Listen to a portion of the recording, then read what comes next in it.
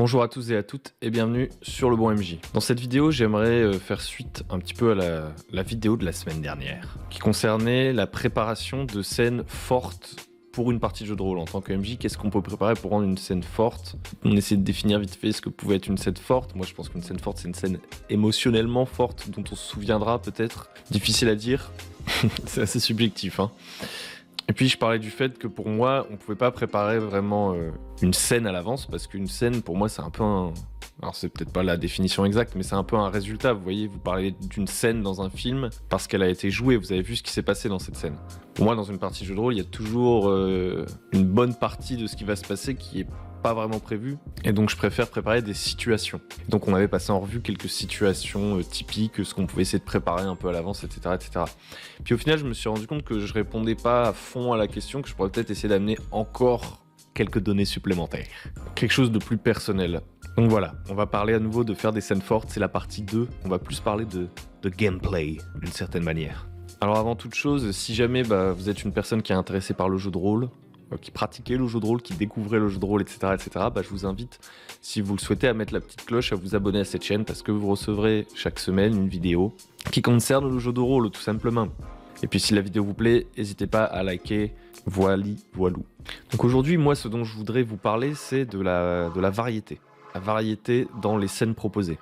Ça ne répond pas vraiment à la question des scènes fortes, puisqu'il ne va pas s'agir d'essayer qualitativement de préparer une situation hyper stylée, un retournement de situation, un truc, etc. Mais plutôt de parier sur le fait que, genre, dans chacun de vos scénarios, si vous proposez 2-3 trucs un peu différents, il y a une chance qu'il y en ait un qui marque un peu plus les joueurs, ou en tout cas que quand vous connaissez pas parfaitement vos joueurs, que vous n'êtes pas encore sur une longue campagne avec un flow vraiment installé, etc. Quand vous savez pas trop encore où vous allez, vous êtes au début de la campagne ou dans les premières séances, je pense que c'est assez difficile de créer des scènes fortes, surtout si vous connaissez pas vos joueurs, est-ce qu'ils les intéressent vraiment, etc., etc. Et donc du coup, je pense que c'est intéressant de créer de la variété pour qu'au moins on puisse parler d'une séance forte, une séance où on se souvient qu'on a fait ceci, cela, il s'est passé plein de trucs cette fois-là, plutôt que de penser à la scène, essayer de tout miser sur cette scène, au risque que en fait vos PJ ne fassent même pas ce que vous aviez préparé, etc. Préparer plein de petits trucs un peu plus modulaires, un peu plus amovibles, en variété, ça va vous permettre potentiellement de faire mouche, surtout si vous connaissez pas les joueurs. Si les joueurs en face de vous, ils détestent les combats, j'en sais rien, ils détestent les jeux de figurines, etc., et que vous leur proposez un dungeon crawling, avec des figurines et des combats et des machins, des trucs, peut-être que bon, votre scène de combat super forte de la fin, elle va pas marcher du tout parce que vous les aurez déjà épuisés avec toutes les scènes de combat d'avant, par exemple. Peut-être que vos joueurs, ils sont pas du tout à l'aise avec l'interprétation, etc., durant les scènes sociales, et que sans vous en rendre compte, alors que vous avez préparé vous êtes préparé à incarner des personnages à fond et tout, que vous avez répété vos voix, etc., que vous avez préparé tous vos costumes finalement, vous réalisez qu'en fait vous mettez mal à l'aise vos joueurs, et vous qui espériez que ce soit le clou du spectacle, bon... Certes, ça va les marquer, ils s'en souviendront peut-être, mais est-ce qu'on peut parler d'une scène forte? Je sais pas. Difficile de toute façon pour moi de définir une scène forte, et donc de préparer une scène forte. Et donc, ce que je vous propose aujourd'hui, c'est plutôt de parler de variété, de plein de trucs que vous pourriez tester, et puis vous verrez bien ce à quoi vos joueurs accrochent. Et à ce moment-là, peut-être que ce sera une piste à explorer, à approfondir.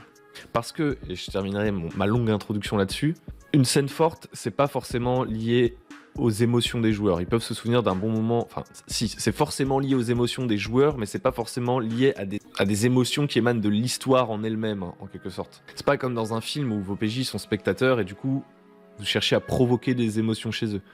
Les émotions mémorables, etc., elles vont peut-être venir spontanément de l'improvisation, ou justement de situations un peu loufoques, genre, je sais pas, même des trucs complètement métageux. Et donc vous pouvez pas tout prévoir tous ces trucs-là à l'avance. Parce que, évidemment, quand on pense à scène forte, on peut penser à du drame. Créer une scène dramatique.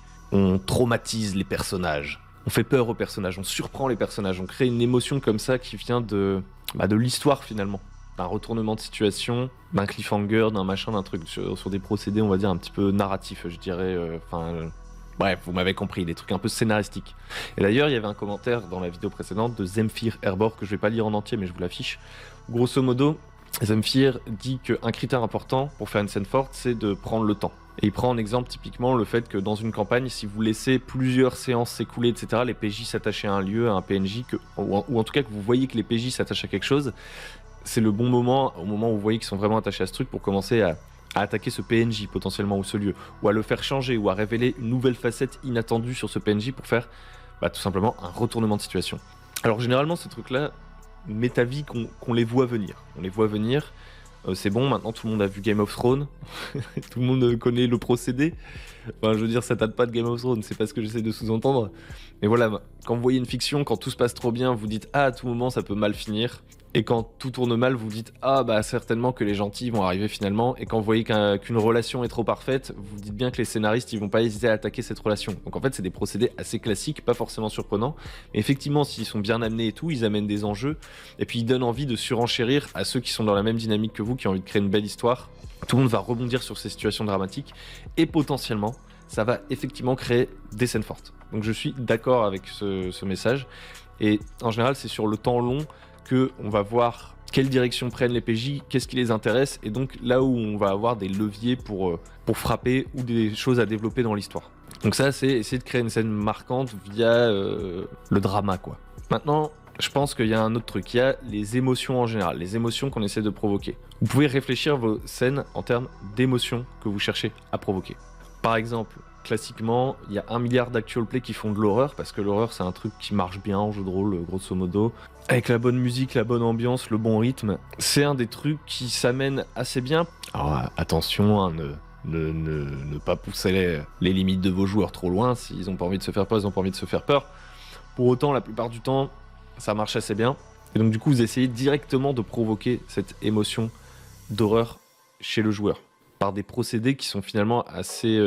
Alors il va y avoir les descriptions évidemment, il peut y avoir une tension qui vient de la fiction, mais ça dépend d'à quel point votre joueur est capable d'imaginer les situations et à quel point il se met dans ces situations lui-même. Moi par exemple, je sais que je suis un joueur qui ne s'immerge pas très énormément dans son personnage. Moi, ce qui m'intéresse plus, c'est les procédés narratifs, ce qu'on fait apparaître dans la fiction, etc.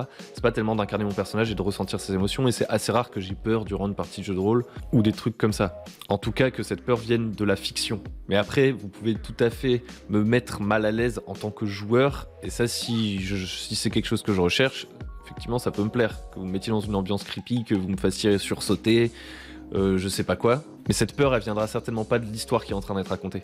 Elle viendra d'artifice en fait. Ce qui peut être cool. Il y a sûrement d'autres émotions qui peuvent être provoquées comme ça directement chez le joueur par des artifices, peut-être en mettant une musique finalement qui va rappeler au joueur un film qu'il a vu récemment. Ça va peut-être provoquer un truc chez lui, et vous pouvez le faire à dessein. Après, ça peut aussi, et c'est toujours ça le problème, sortir complètement des gens de la fiction, parce que en utilisant ce genre d'artifice, vous pouvez leur faire penser à quelque chose d'extérieur à l'histoire, peut-être qu'ils vont reconnaître le nom de la chanson, peut-être que ça va leur remémorer un truc, et les sortir de la partie complètement, un événement triste récemment, j'en sais rien. Donc tous ces procédés-là, voilà, c'est une approche, essayer de provoquer des émotions directement chez les joueurs, dans une scène, apprendre à laisser, et je pense qu'il y a plein de manières de faire. Après, vous pouvez penser vos scènes sur quelque chose de plus lié au gameplay, je pense aussi. Par exemple, pour créer de la variété, etc., vous pourriez préparer à un moment donné une scène qui va certainement marquer vos joueurs parce qu'elle va changer complètement le gameplay en proposant par exemple un mini-jeu qui va peut-être faire appel aux player skills, donc aux compétences de vos joueurs. Genre par exemple, d'un seul coup, pendant la partie de jeu de rôle, il faut jouer aux fléchettes, faire du bowling, de la lutte gréco-romaine, un striptease, je ne sais pas. Ou alors juste à un moment donné, vous proposez à vos joueurs de s'adonner à un mini-jeu local, genre un jeu de dés, etc., la Kingdom Come dans une auberge et tout. Ça peut créer un moment où on change de gameplay, d'un seul coup on passe sur quelque chose qui est plus une ambiance casino, etc. Et très certainement que ça va quand même marquer vos joueurs parce que ça va changer de leur routine de gameplay, on va dire. Ça va faire un pattern interrupt. Ça va casser le pattern du jeu. Et moi, ça, j'aime bien faire ça. Alors, je le fais pas à toutes mes parties, mais franchement, quand j'ai le temps, j'aime bien essayer de trouver un petit pattern interrupt, un truc qui change. Et c'est souvent par là que je vais essayer d'amener de la variété, au-delà de la variété en termes de type de scène à proposer dans la fiction. C'est pas toujours évident, ça peut paraître un peu exigeant parce qu'à chaque partie, vous devez vous dire « Attends, il faut que j'invente un mini-jeu à chaque partie ». Mais en vrai, ça peut vraiment être un truc tout con, hein. Il n'y a pas besoin de faire des trucs très compliqués. En plus, vous pouvez utiliser d'anciens mini-jeux que vous avez fait par le passé, d'anciennes mécaniques que vous avez introduites pour des scènes spécifiques par le passé. C'est pas gênant, ce qui compte, c'est l'alternance en fait, plutôt que la surprise, je dirais. Ça peut aussi être un changement tout simplement dans les règles de base de votre jeu. Utiliser la mécanique un petit peu différemment pour telle action, tel truc, pour montrer qu'il y a un enjeu important sur une action. Typiquement, pour rendre une action mémorable, vous pouvez vous arrêter et passer en mode méta et dire ok, là je pense que ton personnage il fait un truc de ouf, ça peut partir dans toutes les directions, dans l'histoire, etc. Donc on va pas faire un jet de dés normal. Tu vas faire une succession de 3 jets de dés, il te faudra 2 réussites avant d'avoir 2 échecs. Genre, vraiment des trucs, là je vous dis, des trucs bateaux. Mais quand même, à ce moment-là, vous cassez la boucle de gameplay, entre guillemets, vous montrez, attends, cet instant il est vraiment ouf. Et puis ça crée des rebondissements comme ça dans la partie. Après, vous pouvez aussi penser vos scènes en termes de challenge tactique pour renouveler un petit peu vos scènes. Donc on peut particulièrement penser au combat, renouveler les différents combats, et c'est d'amener une petite mécanique un petit peu particulière à chaque combat. Ça demande pas des trucs de ouf non plus, hein. Juste d'habitude on se bat au sol et puis voilà, c'est une grosse mêlée, ensuite on voit qui est le gagnant. Vous ajoutez juste des tireurs à ce combat-là, ça change la dynamique du combat. Vous ajoutez des créatures volantes. Ça peut créer des scènes marquantes. Et puis si vous arrivez, alors après ça dépend du temps que vous avez à investir, du matériel que vous avez pour faciliter le jeu, etc. Mais vous pouvez toujours créer des nouvelles mécaniques, des nouvelles couches de complexité à vos combats, etc. Et tout ça, ça peut créer des scènes fortes. Peut-être moins directement que si vous aviez utilisé des artifices pour frapper dans les émotions de vos joueurs, et peut-être moins efficacement que si on parle vraiment de la fiction et qu'il se passe un truc de ouf dans l'histoire. Et vous pouvez quand même créer des combats tactiques qui vont être marquants pour vos joueurs et dont ils vont se souvenir, je pense. Parce qu'ils auront ressenti une tension ou un peu de stress à faire des choix, etc. Vous aurez quand même créé des émotions puissantes chez eux. C'est possible, c'est possible. Après, ça peut aussi être de la tactique sur d'autres éléments. Il peut y avoir des intrigues tactiques. On a ça un peu... Alors, je connais pas très bien ces systèmes, mais dans La Légende des 5 Anneaux, dont je vous parlais la dernière fois, ou alors dans Game of Thrones, le jeu de rôle du Trône de Fer, il me semble qu'il y a vraiment des capacités pour les combats sociaux et tout. Il y a sûrement d'autres jeux qui proposent des mécaniques comme ça. Et puis vous pouvez, sans même inventer des nouvelles mécaniques super compliquées, etc., même si vous jouez minimaliste, si vous jouez très simu, voire FKR, etc. Old school revival, you know what I mean, bro. Vous pouvez complètement créer des situations où en tout cas vous allez challenger en gros, parce que c'est ça un choix tactique finalement, vous allez challenger la réflexion de vos joueurs, comment résoudre telle ou telle situation, quel levier utiliser, etc. Et dans cet aspect tactique, vous allez certainement émettre un jugement qualitatif sur leur choix. Ça, c'est une chose. Oula, je suis en train de m'éloigner, mais j'ai envie de faire une parenthèse quand même là-dessus. Pour moi, quand vous proposez un combat tactique, vos joueurs, ils vous proposent des solutions, des stratégies, etc. Et c'est à vous d'arbitrer. Il ne s'agit pas seulement de valider toutes leurs idées juste pour donner de la couleur à la partie. Sinon, vous ne faites pas appel à leurs compétences. À la limite, vous faites appel à leurs compétences de description, de décrire des trucs cool. Vous faites pas appel à leurs compétences stratégiques, etc. Si vous émettez pas un jugement qualitatif sur leur choix, en disant ça c'est une mauvaise stratégie donc tu auras un malus, et ça c'est une bonne stratégie donc tu auras un bonus, on n'est pas vraiment dans un enjeu tactique à mon avis. Et du coup, pour gérer ces enjeux tactiques, parfois la manière la plus simple de faire, et je terminerai là-dessus pour passer à la suite parce que sinon on n'a pas fini, c'est tout simplement de vous positionner, comme je le disais, en tant qu'arbitre, pas nécessairement créer une mécanique à chaque fois, avoir des mécaniques pour tout, juste vous dites ça me semble être une bonne idée, ça me semble être une mauvaise idée, donner des bonus, des malus à la volée. Alors ça peut paraître hyper arbitraire, etc. Mais souvent, en fait, ces situations, elles tombent un peu sous le sens. Après, à vous de gérer votre niveau d'exigence. Si vos potes, ils sont pas renseignés sur la stratégie militaire depuis 300 ans et qui font des choix un peu bizarres, peut-être il faut changer de gameplay, en fait, tout simplement. Parce que vous n'avez pas passé votre temps à les pénaliser ou à faire le mentor qui leur dit « Ah mais non, mais tu sais que ta stratégie actuelle ne fonctionne pas du tout, étant donné l'état de l'art en termes d'histoire de la guerre. » Non, si les gens ne sont pas intéressés par ce genre de stratégie, le jeu de rôle, c'est pas l'occasion de leur donner un cours sur la stratégie. Enfin, voilà, bref, c'est mon opinion. Si vous voyez que vos joueurs, ils s'en foutent de la stratégie, qu'ils veulent décrire des trucs cool, peut-être qu'il faut pas jouer à des jeux stratégiques, mais plutôt à des jeux narratifs. Bref. Ensuite, vous pouvez aussi faire d'autres scènes plus basées. Pensez une scène en termes de contemplation. Donc préparer des descriptions d'un lieu, genre vraiment des trucs cool. Alors ça, c'est si vous avez une fibre un peu littéraire. A priori, le jeu de rôle, finalement, c'est... Alors, vous pouvez tirer de l'imagerie cinématographique, etc., etc. Mais à la fin, c'est un jeu de conversation. Et donc, du coup, plus vous allez développer votre vocabulaire, etc., plus vous serez capable de faire des descriptions précises, pertinentes. Enfin, voilà. Vous pouvez essayer de préparer quelque chose d'un peu poétique. Vous n'êtes pas obligé de faire des trucs de malade. D'ailleurs, les descriptions les plus longues sont rarement... Voilà, c'est assez difficile de faire une très longue description que les gens vont écouter de bout en bout sans en avoir rien à foutre ou avoir envie de vous interrompre ou s'endormir. C'est un skill qui se développe. Tout ça pour dire que vous pouvez préparer des descriptions de votre côté, et ça peut être juste des points clés, des éléments que vous trouvez cool pour donner de la couleur, ou vous pouvez, comme on le dit très souvent, proposer au PJ de décrire des éléments du décor, et vous aussi, en tant que MJ, à un moment donné, vous mettre en position de contemplation. Et ça, c'est assez cool. Et découvrir des éléments de votre univers, des perceptions de l'univers que vous n'aviez pas. Et puis des fois, en faisant ça, ça vous donne une idée de comment vos PJ, ou vos joueurs plutôt, perçoivent l'univers quand vous le décrivez. Bon, à moins qu'ils tapent complètement à côté, parce que voilà, peut-être que c'est pas leur point fort, et c'est pas grave d'ailleurs, vous n'êtes pas obligé d'être super fort en description pour faire des descriptions, parce que finalement, vous allez peut-être apprendre sur le tas à développer votre langage ou à prendre confiance en vous.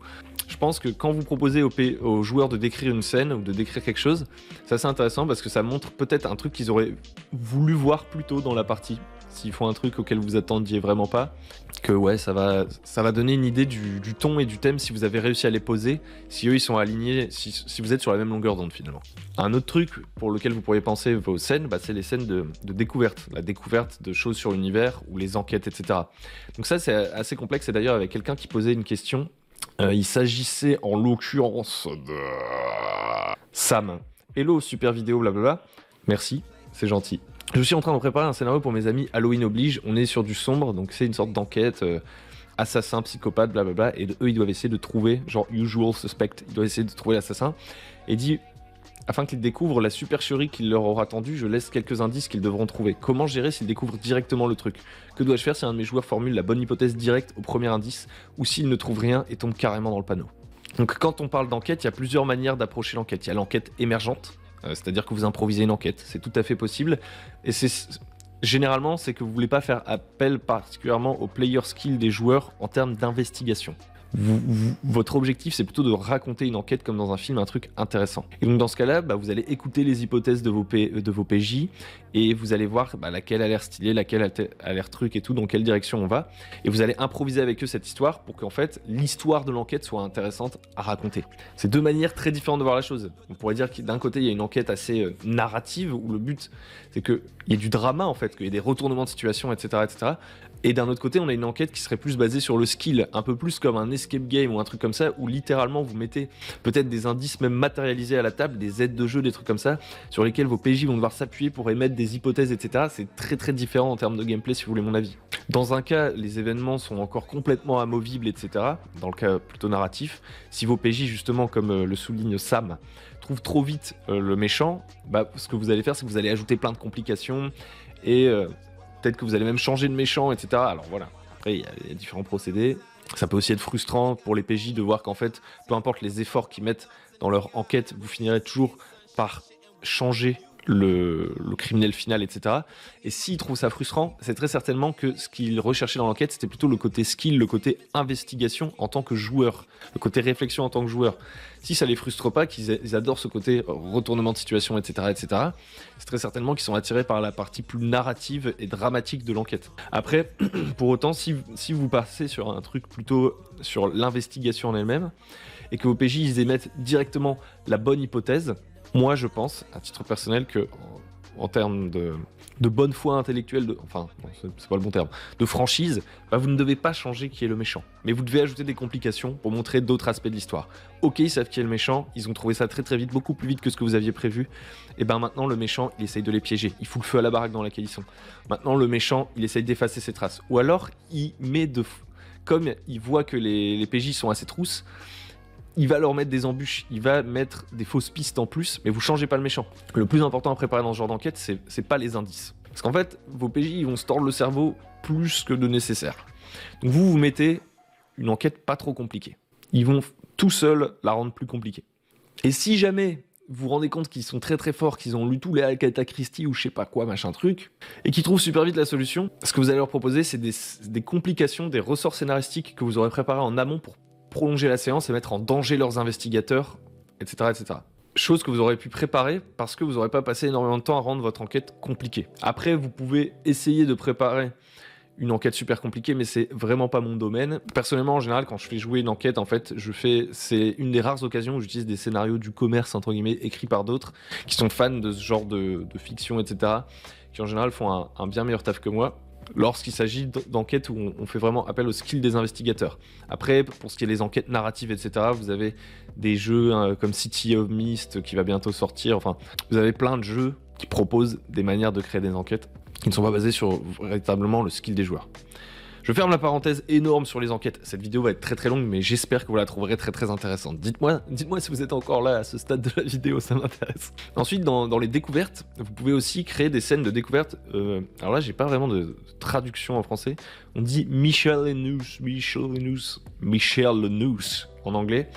L'idée, c'est que parfois la découverte, au-delà de la découverte d'un gros retournement de situation, d'un truc comme ça peut juste être la découverte de fun facts, de trucs débiles un peu dans votre univers, etc. Et en général, ça a plutôt un bon impact. Les joueurs, ils aiment bien ce côté un peu Nullbug, peut-être, je ne sais pas.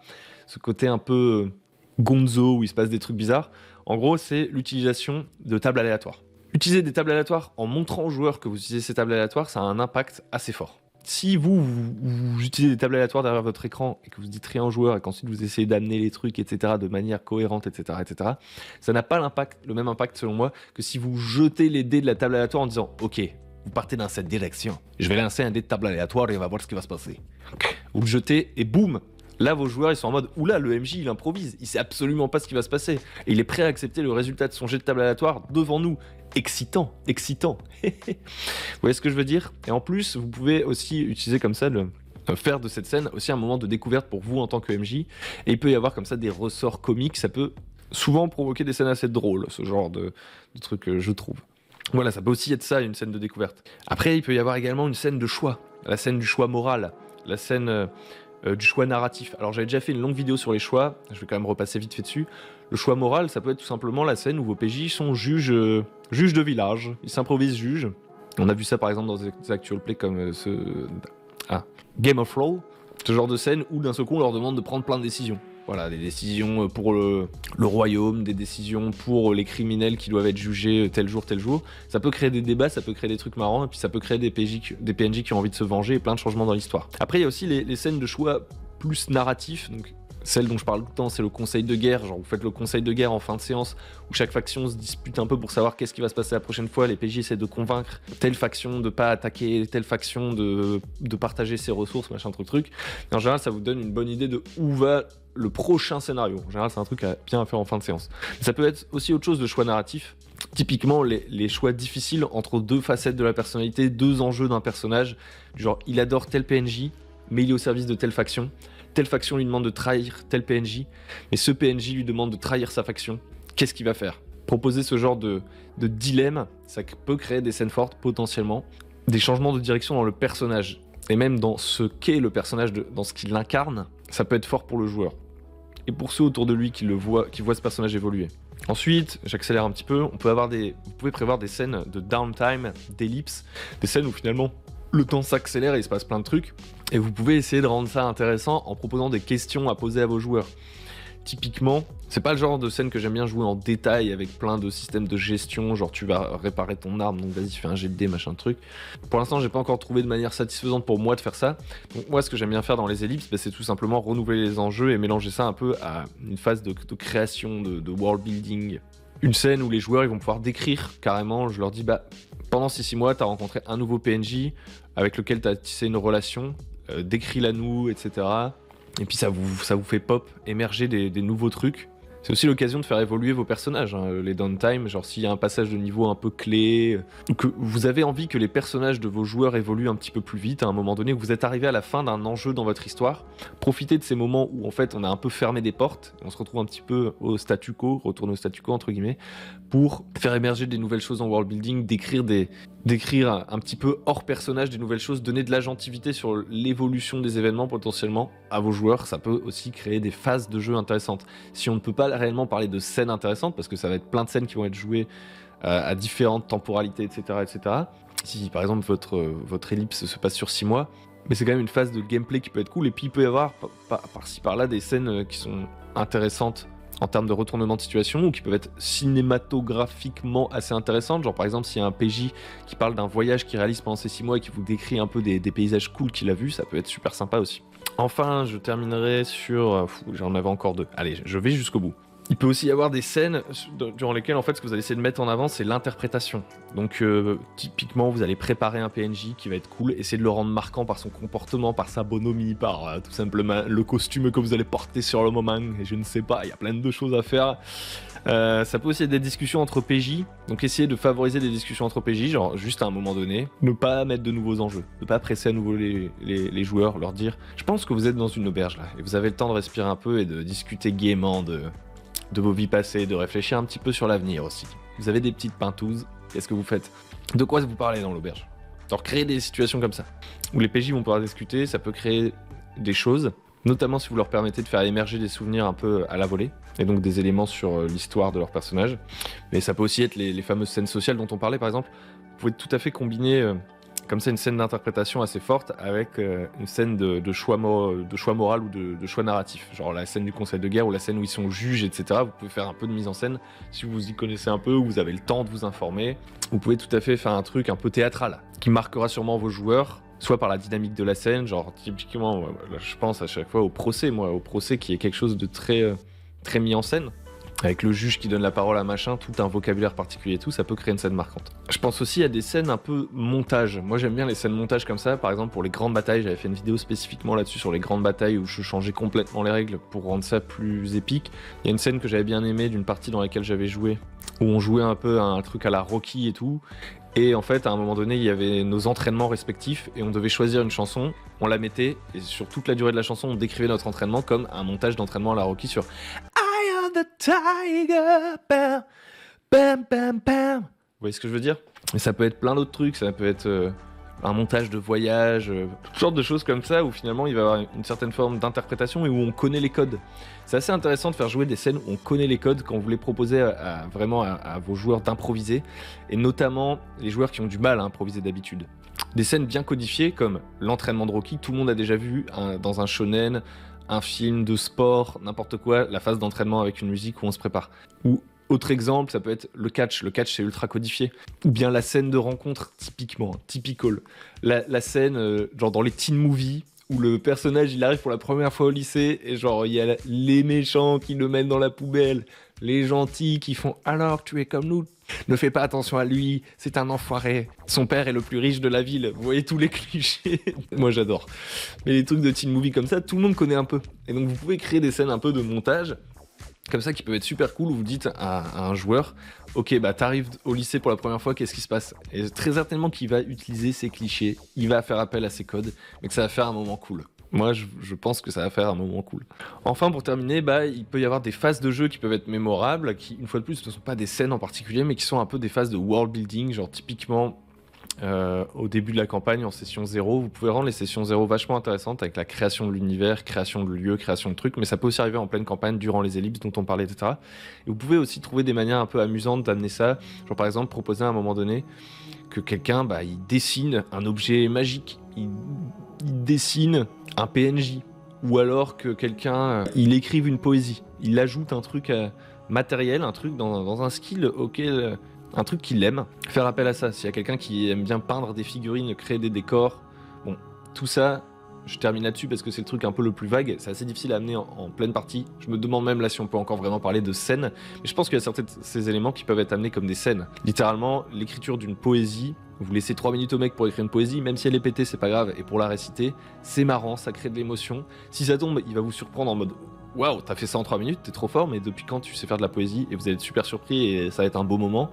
Dans la majorité des cas, ce sera un peu ridicule et ça fera des rires en fait. Et les rires, l'humour, et je terminerai là-dessus, c'est quand même un des trucs qui arrive le plus accidentellement et le plus couramment en partie de jeu de rôle, sans qu'on cherche particulièrement à le provoquer nécessairement, juste parce qu'on est avec des potes et qu'on s'amuse, et ça rend ces scènes mémorables, et ça rend ces scènes plaisantes, fortes, émotionnellement. C'est ça qui va faire aussi, tout simplement, qu'on va avoir envie de refaire des parties de jeu de rôle, parce qu'on va, même si on saura plus exactement les souvenirs exacts de la partie qu'on a vécue, on se souviendra des émotions positives qu'on a ressenties en jouant, et ça nous donnera envie de revenir. Et c'est ça qui est cool. Donc voilà, cette vidéo était hyper longue, mais je terminerai aussi sur un dernier truc, pour fermer un peu sur ces histoires de scènes. On peut aller beaucoup plus loin dans chaque typologie de scène, etc. Et ce sera sûrement fait au travers de vidéos précises, etc. Mais ce que je voulais en gros dire, pour conclure, c'est que vous pouvez pas vraiment préparer à l'avance des scènes fortes émotionnellement. Vous savez pas comment vont vivre exactement les joueurs la scène, quelles émotions vous allez vraiment transmettre. Vous n'avez pas un contrôle parfait en fait.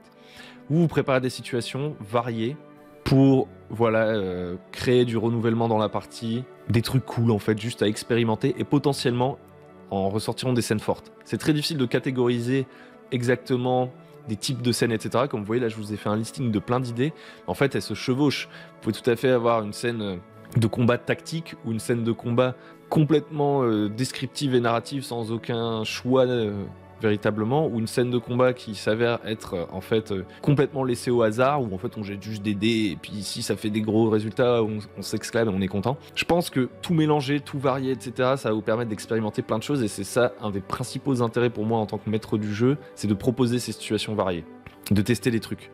Et puis évidemment, il arrive des moments où vous pensez que vous avez une opportunité d'avoir une scène forte, typiquement quand le drame s'y prête. C'est ce dont parlait Sam, non pas Sam, je remonte. En l'occurrence, c'était Zemfir Herbor qui disait quand une campagne elle est bien avancée et que les PJ sont attachés à des PNJ, à des lieux, c'est le moment pour attaquer ces lieux, peut-être pour jouer plutôt sur les enjeux dramatiques et sur les émotions réelles des joueurs qui se sont peut-être attachés à des éléments de l'univers. Et dans ces moments-là, effectivement, vous allez essayer de rendre ces scènes fortes, peut-être en les préparant un petit peu plus, en termes de musique, en termes d'artifice, en proposant des mécaniques spéciales, en proposant des enjeux complètement exacerbés, etc. Et je reviendrai, ce sera mon dernier mot, sur le dernier conseil que j'avais donné dans la vidéo précédente, que je vous invite vraiment à aller voir du coup. Un de mes conseils, c'est quand il va y avoir un moment fort comme ça, n'hésitez pas à être transparent, à vous mettre les joueurs dans la poche, à leur dire « Ok, votre village va être attaqué la semaine prochaine. » Vous pouvez carrément spoil comme ça, votre village va être attaqué la semaine prochaine. Commencez à réfléchir au drame que vous voudriez mettre en place. Ça va pas plaire à tout le monde cette approche, encore une fois c'est très personnel, mais moi je pense que c'est pas mal.